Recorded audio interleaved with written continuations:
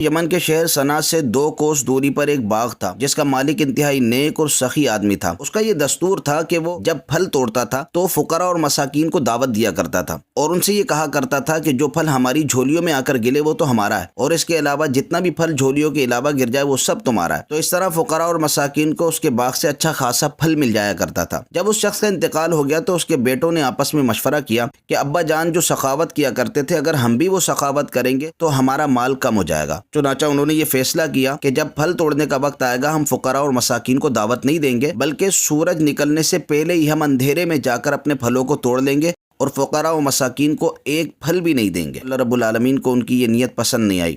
اللہ رب العالمین نے ایک آگ بھیجی جس نے ان کے باغ کو راتوں رات جلا کر خاکستر کر دیا۔